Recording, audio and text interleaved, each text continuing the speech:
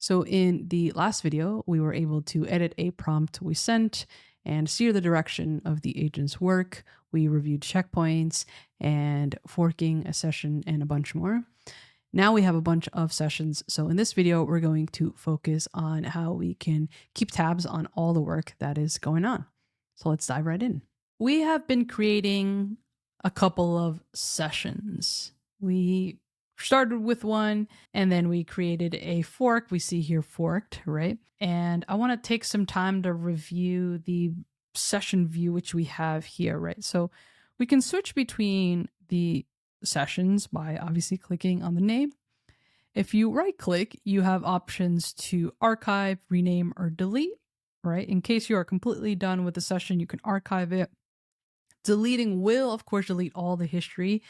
So keep that in mind. And then renaming for your organizational preferences. You can rename if you'd like your session here as well. I can also go ahead and click into the plus sign here and create a new session, or you have this new session button here as well. And if we expand to the right here, this plus sign, we have a new chat or a new Copilot CLI session, which will allow us to kick off a GitHub Copilot CLI session inside of vscode. We'll see that shortly launch into the GitHub Copilot CLI.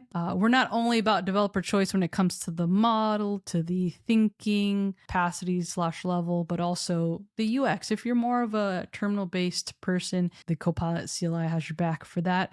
But if you want to work primarily inside of the VS Code and this type of UI, that works as well, right? So I'm just going to close this. We're going to have videos covering the GitHub Copilot CLI in depth, so I won't touch too much upon that here. Now, additionally, we can create sessions in a bunch of different areas, right? I'm going to actually delete this here, and I'm going to click on the plus sign, create a new session here. We have a variety of places where we can sort of have the work of the session run, right? So if I click on this local, we have the option to run this locally, which is what we've been doing. Copilot CLI, which will delegate tasks to a background agent running locally on our machine, but it's running with a GitHub Copilot CLI. And then we can also run this on the GitHub platform. So the actual compute is not on your computer, it's running in the platform, which is something we can kick off now if we'd like, right? So let's think of a task. So what I'm going to first do is take a look at our changes here, and we can probably commit everything, but I see we have some files that shouldn't be in our version control. This probably wouldn't have happened if we had some custom instructions, but we are actually going to cover customization for our agents in a next video. So I won't talk too much about that, but all I'll say here is look at, and I'm going to say changes, which includes the information on the changes as context. We have some test files that should not be included. Create a git ignore and appropriate git ignore for our project. Fantastic. And I'll go ahead and send that over. Now, this is again just running locally. We're using the changes as context here. But another thing I wanted to show you while we're here and before we kick off a cloud session is we have different modes, and we're going to use a different mode when we move into the last video where we'll put everything together. But plan mode will turn the agent into just a planner. It'll have a back and forth with you, outline a plan of attack for the work that you want to implement. Ask mode will make the agent be more sort of like traditional chatbot. And then agent is the actual mode that will allow work to be done, right? So keep those in mind.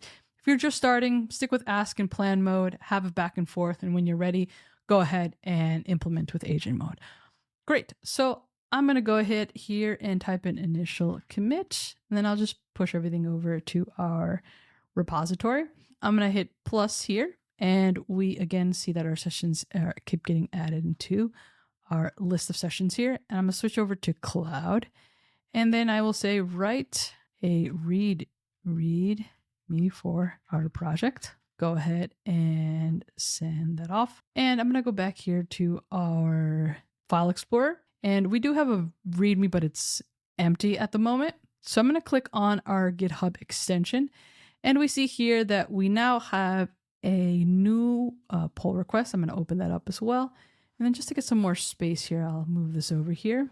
I'll move this over here. And we see that a pull request that is labeled as work in progress, add README file for project documentation has started. So Copilot has kicked off this work, but this is actually running on github.com. If we go ahead and open this again, we can see that the work is in progress. It has a little bit of a spinner icon here, and we can see this working here. And let me show you what it looks like in github.com. I am in github.com in my repository. If I click on agents, we'll be able to see that agent session running as well here, right? And we can see all the work that is happening. That pull request is also in here. I can click on this here. From here, we are also able to click on the view session and see the work of the agent running. We can see the model.